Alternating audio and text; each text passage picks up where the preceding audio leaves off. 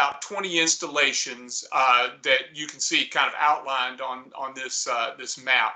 And basically, what we are is we're the Navy's facilities experts. We're kind of a combination of the Navy's architect engineer firm, construction firm, and maintenance and operation firm.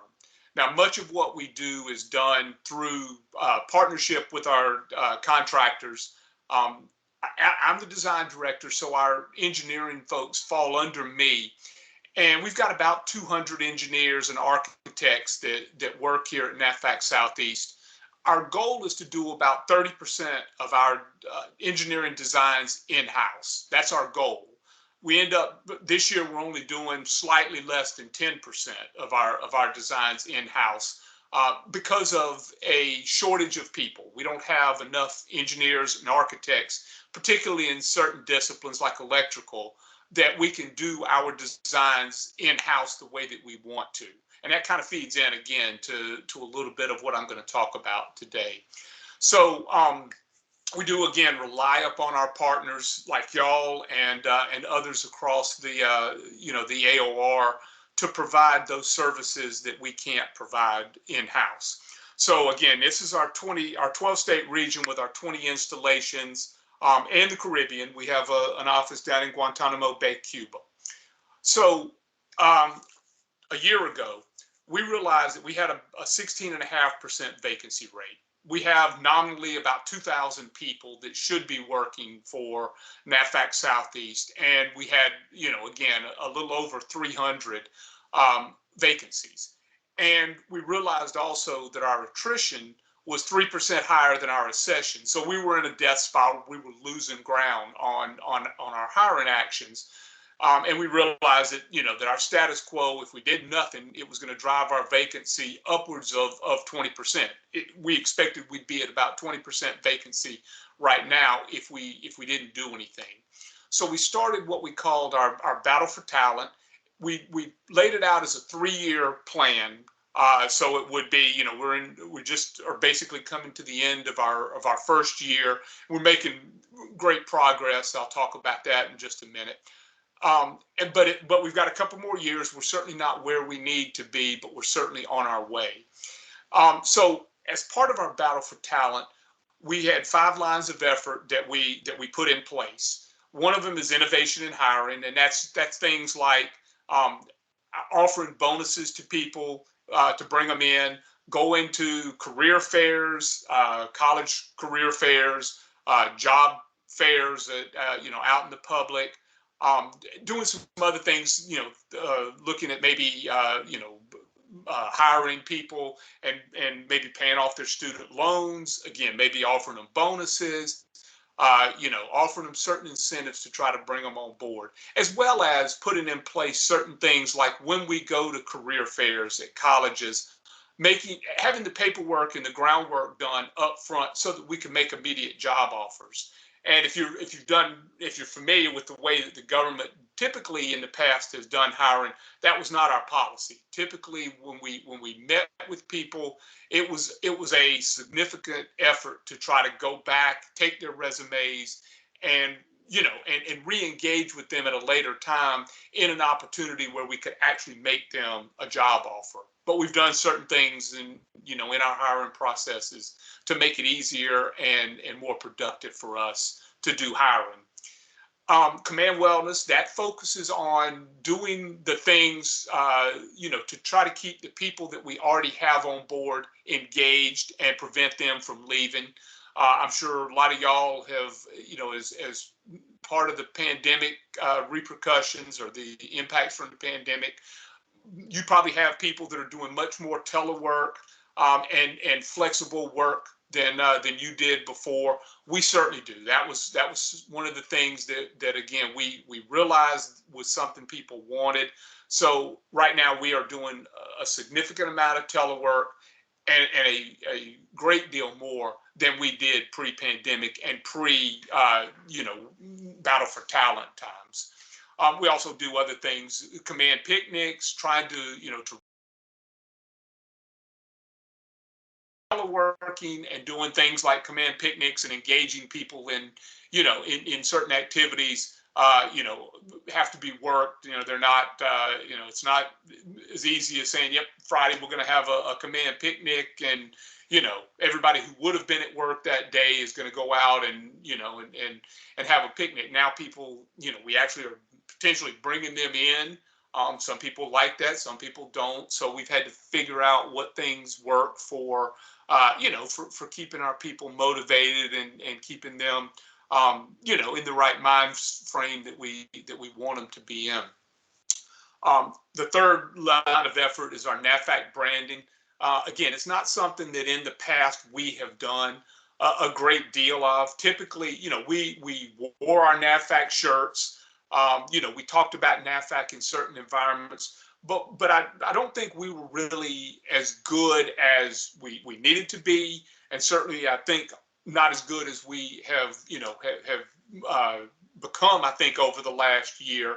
But again, in kind of getting the NAFAC name out there through SAME, through other professional organizations, with people that are, you know, already in the professional environment, but also getting out into the STEM fields. And I'll talk a little bit about our, you know, again, some of the things that we're doing in the STEM fields, but in conjunction with things like ACE mentoring and STEM outreach days and science fairs and things like that, we've put more of an emphasis on trying to make sure that the students and the others that we engage with know who NAFAC is, and, you know, and recognize what we do. So again, that was one of our lines of effort. Fourth one was improving onboarding. That basically ties in with, as we bring new employees on, getting them off on the right foot. We've had a command NDOC program for, you know, ever since we stood up NAFAC Southeast in 2006. But truthfully, over the last, you know, 5 or 6 years, even prior to the pandemic, our NDOC program maybe lost a little bit of steam and maybe wasn't as productive as, you know, as it could have been for some of our new employees. And then particularly over the, you know, the time frame that when the pandemic started, and over the 3 years or so since, we had kind of, you know, tried to do some different things for our NDOC program, again, using Teams and virtual aspects, virtual techniques.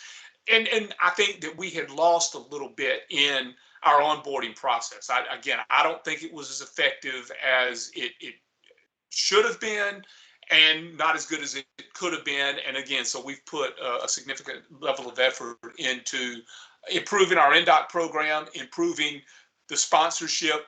Again, we've always had sponsors, but again, we've provided certain tools that allow the sponsors to bring our new employees on, hopefully in a better way, in a way that will, you know, get their careers with us off on the right foot. And then the fifth outreach, or the fifth line of effort, which I'm leading, is our STEM outreach. And you know, the next slide will talk a little bit about that. And I'll kind of go through, again, take off from there. Most of the rest of the presentation will talk about our STEM outreach. But that last bullet down there says we've shown an approximately 7% gain thus far over the last year. Actually, I just saw the numbers for July yesterday, and we're actually getting about 9%. So we've actually, you know, instead of having that 16.5% vacancy rate that would have been trending toward 20 at this point, we're actually right around the, you know, the 10% range now. Actually a little bit below 10%, around 9%, I think, actually. Bob, can I break in? Because I think you're talking about some things that are on different slides than the one that is being displayed.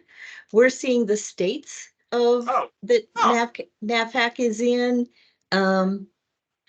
And you don't have your slides in presentation mode, you know, well, so like we're seeing your notes to the side too. Okay, I apologize. On my screen, it is in presentation mode, and I was on the Battle for Talent slide. So I appreciate you breaking in and letting me know it was not. Let me see if I can do this. You have to change which screen you're sharing with us. Yeah, okay. I thought that I was sharing the right one, but let me go down here and see if I am. Let me try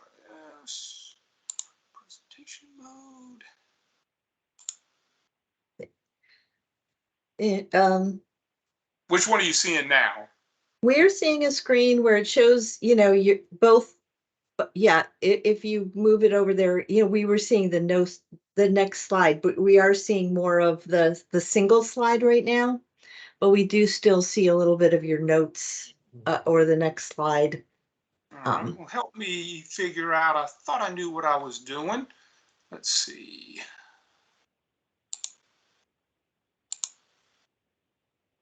It's something you have to change within Teams. If you hit hover over your share button one more time, it'll give you an option of which screen to share. All right, try this.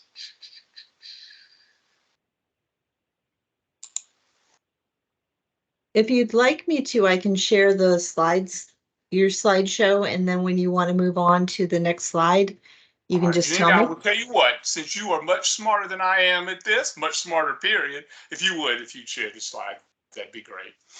And just let me make sure. So what are you guys seeing? You seeing the battle for talent? That's what I'm seeing. Okay, good. Okay. All right. Thanks. Well, so now I talked about all this. I'll give y'all just a minute to take a look at that slide. So, in case, we'll refresh some of the stuff that I said. Okay. And then if you can flip to the next slide. Okay. So the STEM outreach line of effort. So again, this is the one that I am leading. So we've always had somewhat of a STEM outreach program, particularly with with certain programs at the high school level. But much of that was done by our headquarters folks. Probably about half of our people actually work here in Jacksonville. The other half are out at the installations. And so, having the majority of our people here in Jacksonville, and Jacksonville being the size city that it is, a lot of our outreach had been done through Jacksonville. Again, with some of it being done at our public works departments.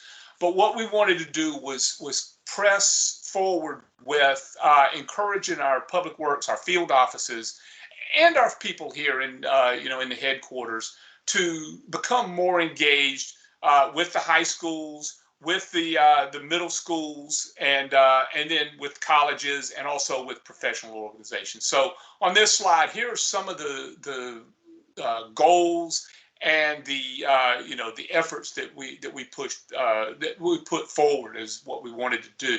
Engaging with the high schools within 50-mile radius of our installations. That's really kind of a stretch goal. Again, we have 20 installations. Some of them are within 50 miles of each other. Here in Jacksonville, we've got 3 of our bases that are 50 miles, within 50 miles of each other. But even at some of our, other installations, 50-mile radius has a lot of high schools in it, and it's pretty optimistic to think that we were actually going to be able to reach, all of the high schools. But we're certainly making an effort and reaching out to the schools, again, particularly the ones around, nearer to us, and trying to to push our STEM outreach to them. Participation in professional organizations, SAME, Society of American Civil Engineers, and other professional organizations, other engineering as well as non-engineering type organizations, like our comptroller reaching out through the financial professional organizations that he's a member of, and things like that. Supporting the STEM organizations and events, and again, the next slide will talk some more about that. Mentoring. I kind of mentioned that in the past, I don't think we were as good as we should have been. Take the ticket. I don't think we were as good at maybe the outreach part. We did a lot of stuff. Again, ACE mentoring and math counts and the robotics clubs and Odyssey of the Minds and things like that.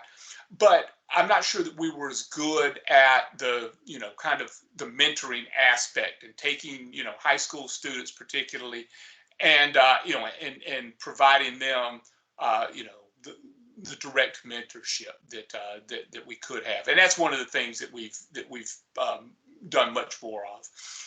The NAVFAC branding that I talked about, again, making sure that, that people understand what NAVFAC does, who we are, and that, that we're, here in their communities. And then imparting a general understanding of engineering and architecture. Again, reaching out particularly to students and folks that don't necessarily have direct access to STEM professionals, through their families or their communities and things like that. The goals for success that we laid out, again, is a STEM graduate knowledge of who NAVFAC is, mentor connections that are made and maintained, and we can, keep in contact with them. And then, checking on and counting the number of students who pursue STEM degrees that we've engaged with and again, have provided that mentorship to. So next slide.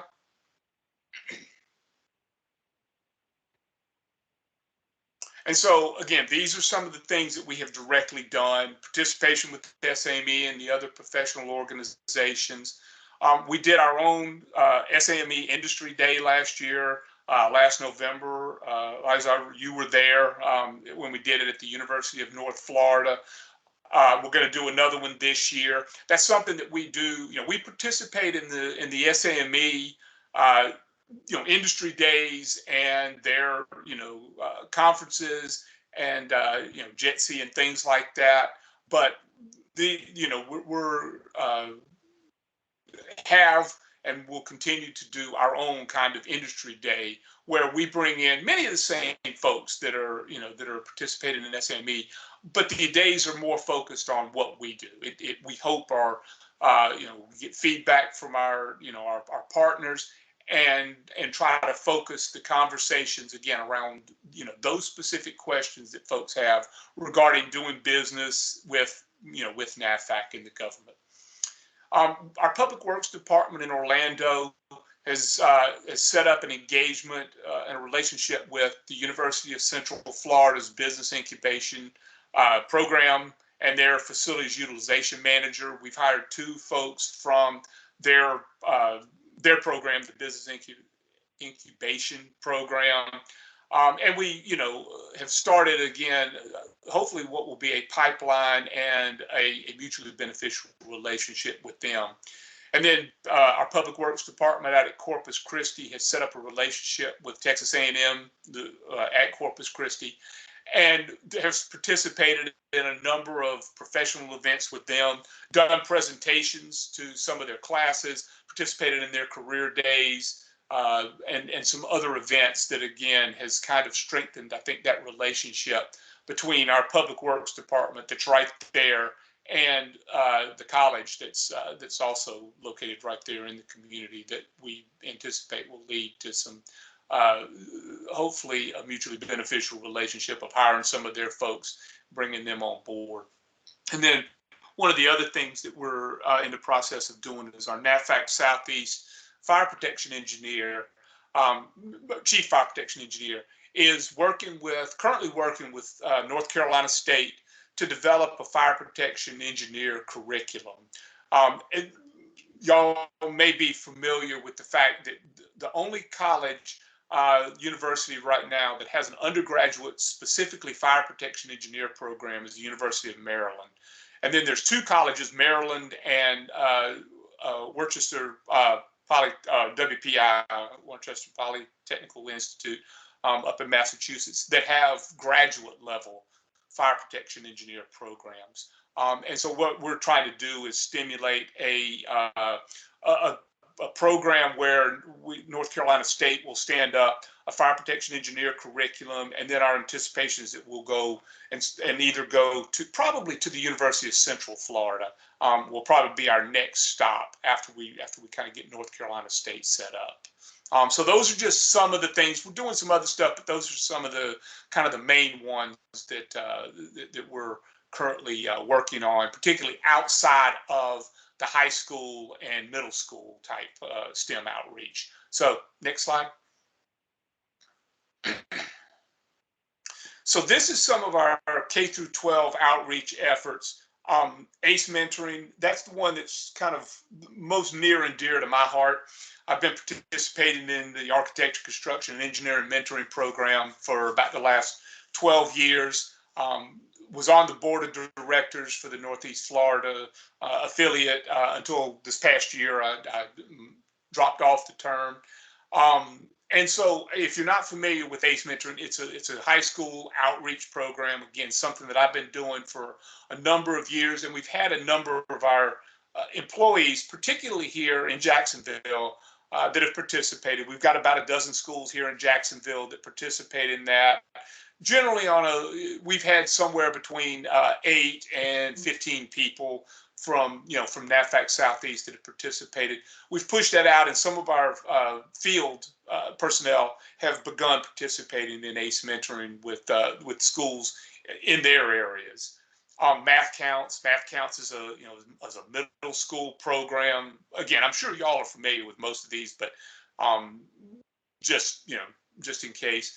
Math Counts, we generally have upwards of 25 or 30 volunteers that participate in the Math Counts days. Odyssey of the Minds, science fairs. We've been judges for, I think, over the last year or so. We've done science fair judging for, I believe, about 10 or 15 science fairs, particularly at the high schools. But we've even done a couple of middle school science fairs.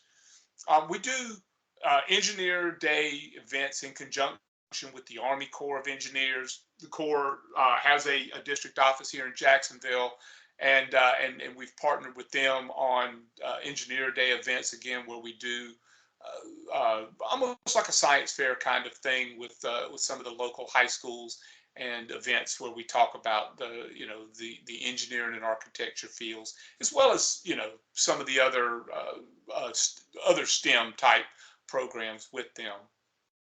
Support the middle school bridge competition. This is one that they did at both at Naval Submarine Base Kings Bay and out at our office at Kingsville, Texas. They happen to have middle schools that were doing building popsicle stick bridges. Actually, I think in the case of Kingsville, it was a popsicle stick bridge. The one at Kings Bay was actually on a larger scale, using 2x4s and other materials along those lines and stuff. Very good engagement. We got very good feedback from the middle schools, and our folks that participated in it, had nothing but good stuff to say about it. So I think that's something that we'll continue to do. Maybe even being able to push it out to some of our other field offices. Certainly doing support to local school career days. I believe about 6 of our installations have gone out and done middle school and high school career days over the last year. Hope to increase that. STEM open house. So we just 3rd of August we did our first kind of STEM open house where we brought in 20, and we held it to 20 because of the size of our main conference room in our building. But we opened it up and had about 20 local high school students from many of the high schools that we've got here, including a couple of homeschool students, rising freshmen through rising seniors, and we presented them, had a mixture of presentations from our architects and engineers about the various disciplines, and then we took them to a construction project. It was almost complete, so they could kind of see more or less a finished product. And then we took them over to one of the helo squadrons that we have here at Naval Air Station Jacksonville. Took them through the squadron spaces, let them sit in one of the NH-60s, and get some pictures taken, and just engage with the operational side of the Navy. And again, it was really aimed at the students that did not have access to, or ready access to, STEM professionals We didn't allow any of our, any of our employees. And when I say didn't allow, I mean, again, we were trying to keep the numbers small.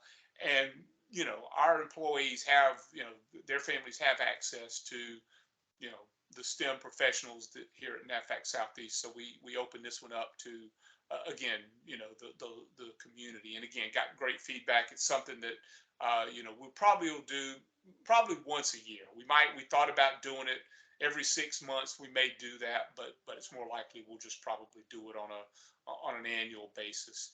And then the SAME STEM camps.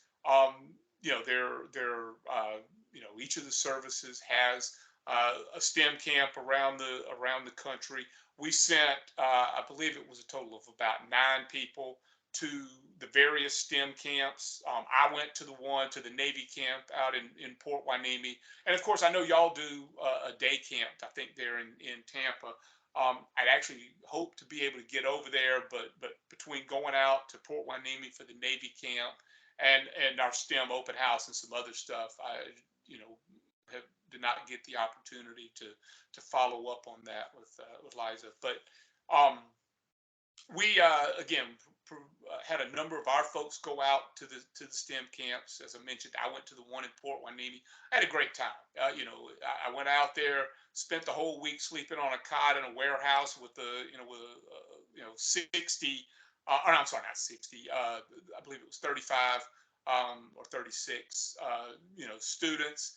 And I enjoyed it. At the end of the week, I was ready to come home and sleep in my own bed, and not necessarily get back to my job, because I really enjoyed the things that we did at that camp. But a week was the right amount of time. And then we're planning on, one of the reasons that we sent a number of people out to these camps was because we're planning to host a camp here at Jacksonville next summer. We're planning on probably doing it the last week of July. As y'all well know, the last week of July in Florida is not the ideal time to have one of these STEM camps, but it really, in conjunction with all the other camps that are going on, we didn't want to impede them. And so again, we're targeting the last week of July to host a STEM camp, SAME STEM camp here in AS Jacksonville next summer, and our planning is underway for that. And then STEM funding. We get the last 3 years, I believe it is, we've been able to receive some STEM funding from our headquarters up in DC, and utilize that funding for certain STEM outreach programs. And in the next slide, I'll talk about some of the this being not necessarily a drawback, but the use of that STEM funding has certain limitations on it, and we haven't been able to do quite as much with it as we wanted to, or to participate in some of the stuff. So if you would, if you go to the next slide. So some of the barriers and challenges, and this is what I was starting to touch on with the STEM funding. So some of the things that we have found is that it does have, the STEM outreach, as y'all well know, does have impacts to the work and to our personal lives. When you're participating in things outside the office, after hours and all, obviously, something's got to give. And oftentimes it's both work and our personal lives. But I think that the benefits that we have seen, both the personnel that have participated in it, and from our work side, the battle for talent side, I think it's had more advantages than it has disadvantages. But that is just one of the things that again, trying to get people to participate in STEM outreach does have some challenges, again, with with work and personal lives. And then lack of personnel and remoteness of our PWDs. Again, some of our PWDs are actually, our PWD up in Beaufort only has 3 people.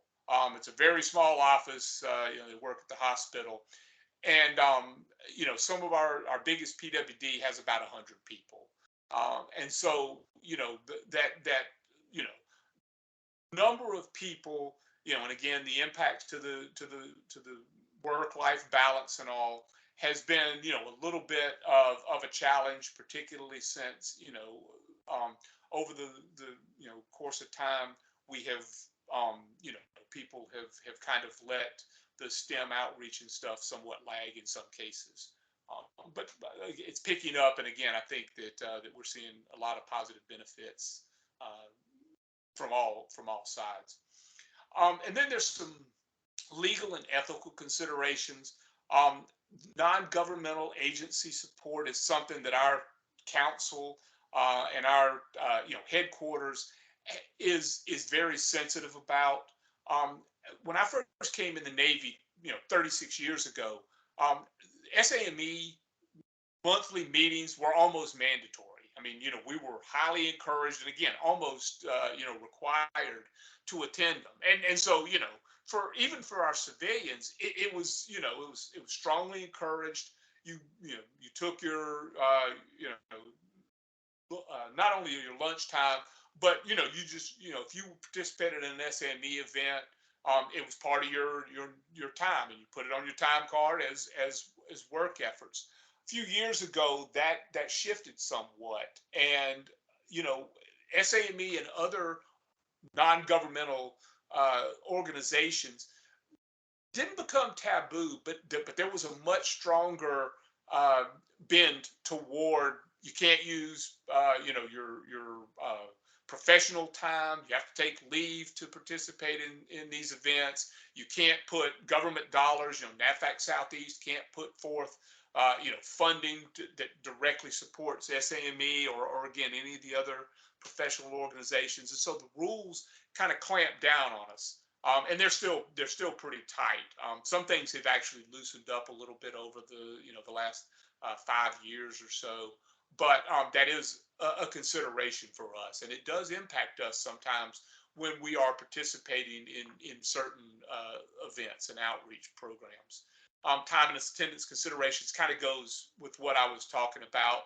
Um, you know, we have to be careful about how we charge our time when we participate in these events, and then the use of STEM funds. So we actually are allowed to use our STEM funds to compensate our employees. Basically, we do have them for certain types of events. They can charge their time cards for normal time, and then they just put a code in for the use of STEM funds. So the STEM funds actually are paying for the events like SAME, like the open house, to some extent, like the SAME STEM camps that we participated in. We're able to buy NAFAC Southeast swag, trinkets to hand out to the students and stuff, but we can't use it for things like buying them lunch. When we had our open house 2 weeks ago, we were not allowed to buy lunch for the students. So what we did is, several of us chipped in. We bought lunch for the students, and then we did give them, again, NAFAC pins and tape measures and things like that, with that we had bought with our STEM funds. But the use of the STEM funds is similar to what I was talking about earlier with the rules and regulations that we have to abide by, and we're trying to test the waters with certain other things, trying to see just what we are able to use those STEM funds for. So that kind of goes through, again, some of our efforts. As I said early on, we've had a STEM outreach program for, 2006 was when we actually stood up our office here in Jacksonville. We've had a STEM outreach program, certainly since then. But our program, we are trying to put more of an emphasis on it, trying to get more interest in it, and trying to do some more bigger and better things with it. So with that, I will open it up to any questions that y'all may have.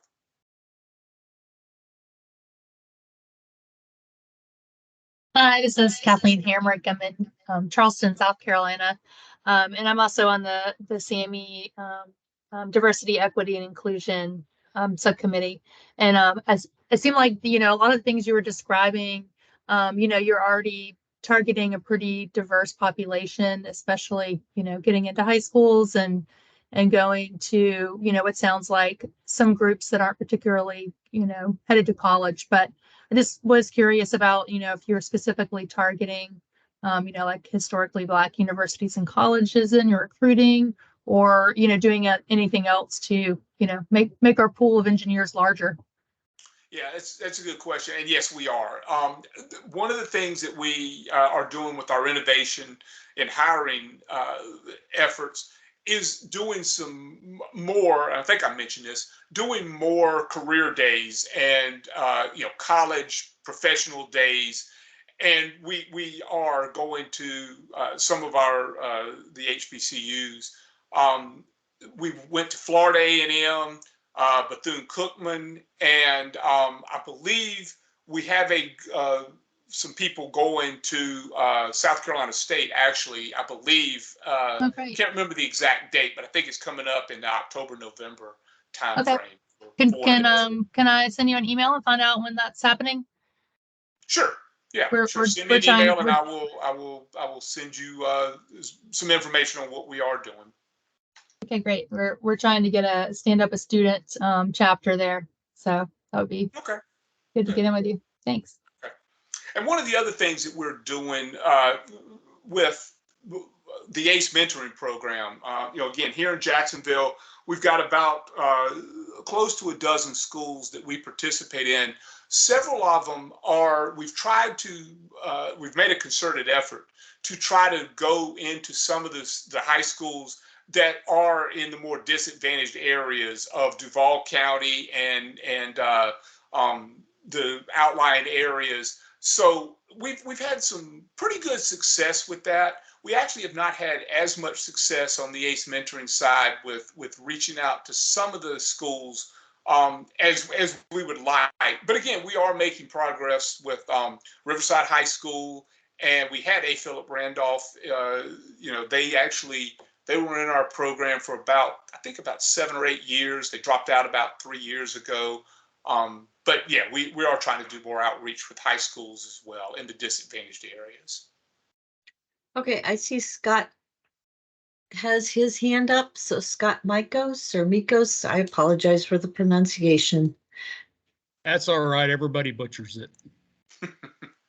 No, I was going to say we're kind of doing the same thing within the civil engineer career field with the Air Force of going with our diversity inclusion panel of going to historically Black colleges and also working with programs that are dealing with other minorities, the National Society of Hispanic Engineers, and also we had a member in our team win the Black Engineer of the Year award, Mike Jackson. So we're looking at the HBC schools, but one of the things I was going to point out through our research, we found out that Howard University has the top engineering school in the historically Black colleges. So I didn't know if you wanted to make a note of that for your recruiting.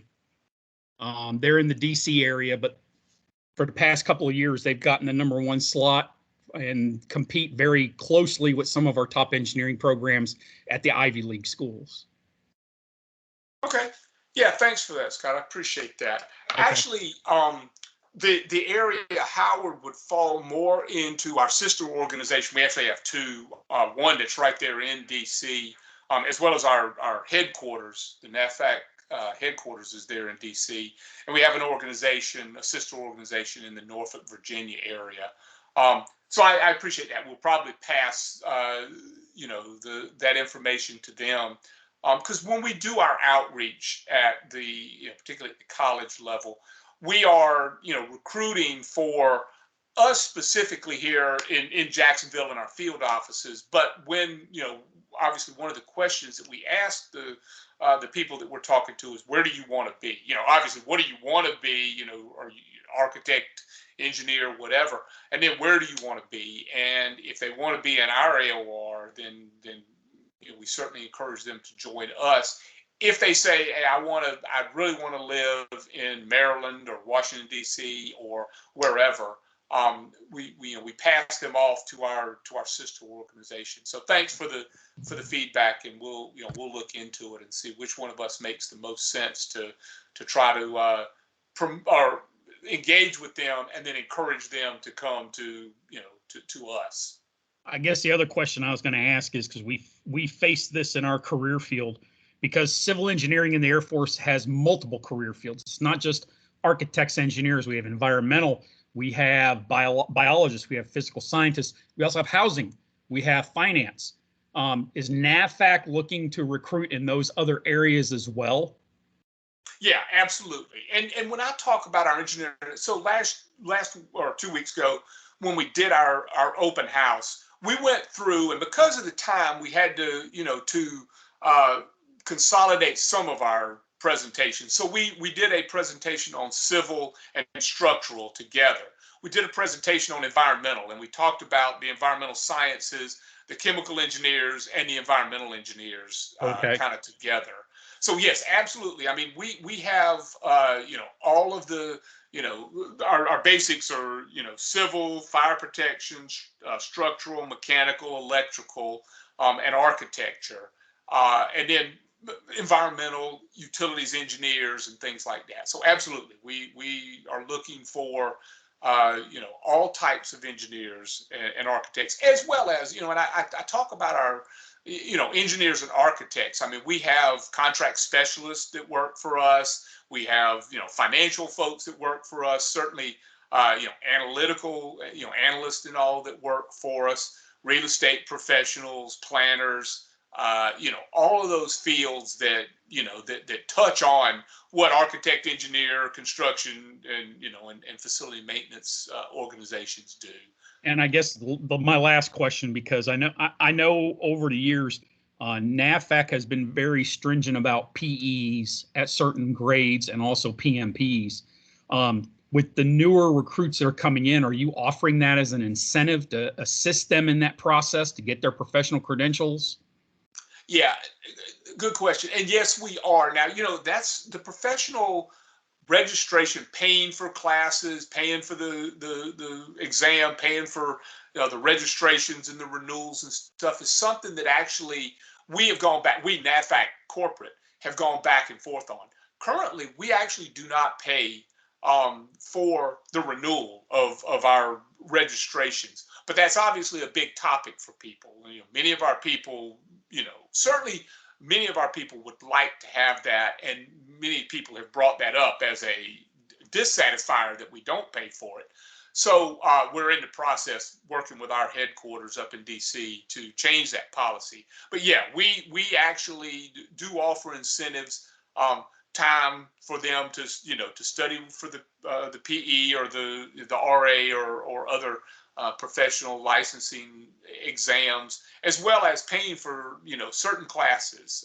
We have to again be careful about the way that we that we categorize the efforts. But yes, we do offer that as an incentive in various We have the ways. same struggles on the Air Force side. So Yeah. thanks, Bud. I appreciate all the input. Yeah, So thanks. I'm gonna break in here. Since you were just talking credentialing, SAME does have a credentialing assistance program that reimburses people for up to $500 of either test fees or study materials, things like that. Also, there was a question from Josh, and then Paul had his hand up. Josh had a question that says, which STEM K12 outreach effort would you say has had the biggest impact? So I think that I'm biased because I've done ACE Mentoring is the program that's kind of the nearest and dearest to me. I think we've had a pretty significant impact with ACE Mentoring. We've hired a couple. We have not had as much success with hiring ACE program or participant students, but I think we've had a huge impact in encouraging them to pursue their chosen fields. One of the things that I've noticed, and again, I've been doing ACE for close to 12 years now, is, and I'm old. When I was in college back in in the mid 80s, there was civil, structural was a branch of civil. You had civil, mechanical, electrical, and architecture. And now And you did pretty much the traditional, what I think of as traditional engineering. Now students want to design, aircraft. They want to do biomedical engineering. They want to do, a lot of the real, I'll call it sexy type engineering. We don't do actually as much of that in NAVFAC. We're still, we do some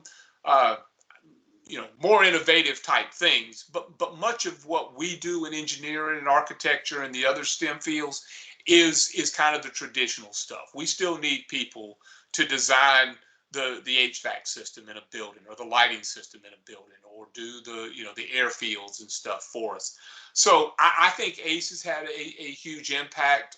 We've been participating in that for a while. I also think that Odyssey of the Minds was another one that I think we've had a lot of impact, and we've had students that have stuck with us because of our engagement with them in that field. But I think we've had success in a number of our other programs. But those are, I think, probably the two that kind of stand out to me. Okay. So Paul, you had your hand up, but you've taken your hand down. Did your question get answered?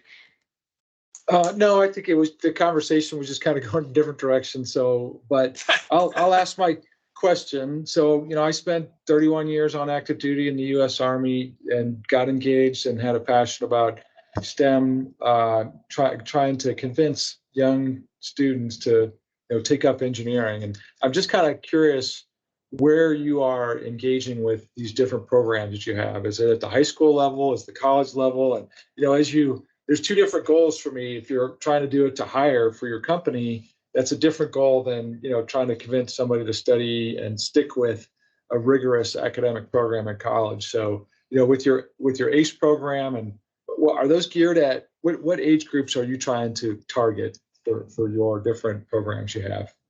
Yeah. Okay. Thanks, Paul. I appreciate it. And I actually meant to mention when I talk about our battle for talent, if you notice, we had those 5 lines of effort. 4 of them are aimed at kind of the immediate impact and the impact to the people that are already either entering the workforce or are in the workforce currently. The STEM outreach is the one that's looking at the 5 to 10 year horizon and longer. To answer your question, I mean, most of our efforts, we're trying to engage at the lower levels. We're really not engaging as much with the elementary schools, but we are engaging with middle schoolers through, again, math counts, science fairs, some of those kinds of things.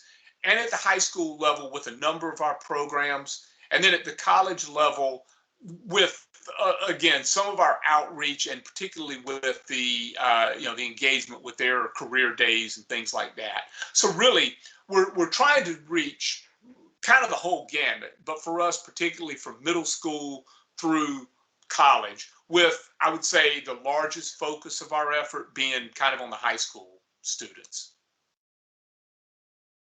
Yeah, I know. I think that's tough when you start investing in these middle school students, which I think is the sweet spot for me. Because if you don't take, the right classes, if you're not taking algebra in 7th or 8th grade, you're probably not taking calculus or trigonometry in high school. So, but I think those returns are hard to measure, right? So you can't. That's 10 years down the road, and to determine whether or not you're going to do that.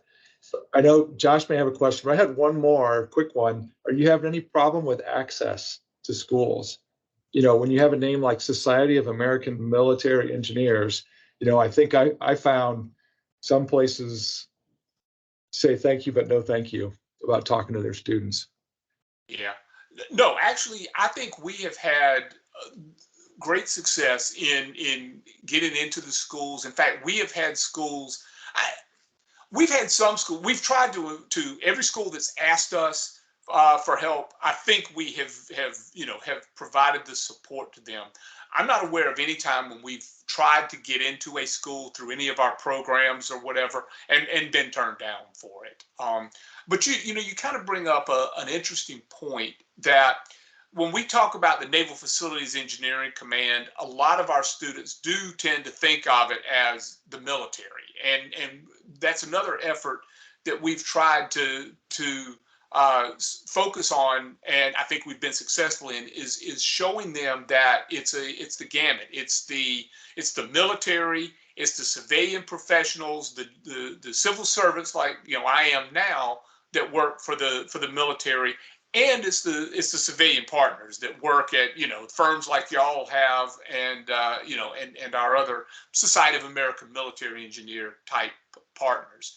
So I think we're making grounds there, but that is another area that we are having to focus or trying to focus on. I just add to that. I've heard that having military in the name, Society of American Military Engineers, or the Army STEM out program, Air Force STEM program, sometimes has trouble because they think you're there to recruit. But certainly where I'm at Wright-Patterson Air Force Base, we have such a very robust K12 educational outreach office between First Lego League, First Robotics, Job Shadow Day, mentoring, career day talks, science fair judges, and we have a program called the Wizards of Wright, where we go into 1,000 classrooms a year doing 50 different science demonstrations. And so they see it as a great resource, and at least in our community, and admittedly, Wizards of Wright has been around for 15 plus years. Now it's not, they know it's not a recruiting opportunity, it's an opportunity to get an engineer or a scientist into the classroom. But I've heard of a lot of other posts having that same issue of trying to explain to them that, yeah, we support the military, but we're not the military for SAME. So I'm just lucky enough I don't have to get over that hurdle. Yeah. And again, that is something that I mentioned earlier that a lot of the outreach that we did, prior to the last year, a lot of it really was not, we were doing it not to try to bring students in to NAVFAC or the military or to, the Department of Defense support. We were doing it because we wanted to do it. Again, when I did ACE mentoring, in the early years, it wasn't that I was embarrassed or trying to hide the fact that I worked for the Navy, but I was kind of sensitive to, to what you were saying, that, I didn't want to make it sound like I was doing this or, giving them the feedback and the mentoring that I was, because I wanted them to, to necessarily come to work for NAVFAC. Maybe I should have been more, again, focused on it, but I was doing it because I wanted to encourage them to go into, the STEM fields, particularly engineering or architecture or construction management. And, so it is a balancing act. It is something that we are, that we have to walk the line on. Thanks, Bob. Looks like we're coming up on the top of the hour. So I wanted to say thank you for joining with us and sharing your outreach efforts with us. And also want to thank everybody for dialing in and engaging with some good questions with Bob. We got about 1 or 2 minutes left. So does anybody have any last parting comments before we end this?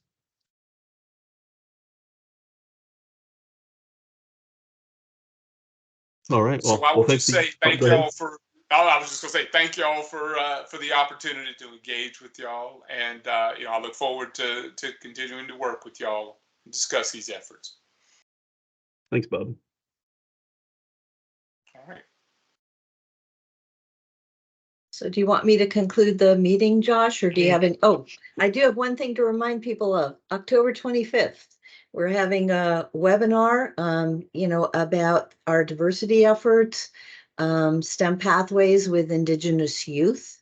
So, if you are working cross-culturally, you can find out what we have been doing with a variety of American Indian and Alaska Native youth, and, how we've learned to work with the tribal leaders and stuff. And, there's definitely some tips that you can use in other ethnic minorities as well. So remember, October 25th at 3:00. Hey, Josh, this is Scott real quick. With the SBC coming up in San Antonio, any pre-planning or preparations for our COI meeting or any other events? Not yet, but we'll definitely get on that. We'll have some kind of COI meeting there. All right. Is that Janine? How can I get invited to that October call? Do I sign up on from the SAMI website, or do I need to request it from you? I'm sorry, were you looking for the October 25th date, or are you looking for? Yeah, the invite for it. How do I? That I will get be invited?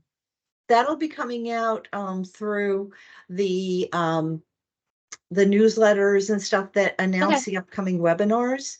Okay, So it's not posted yet. We still have to get the description up.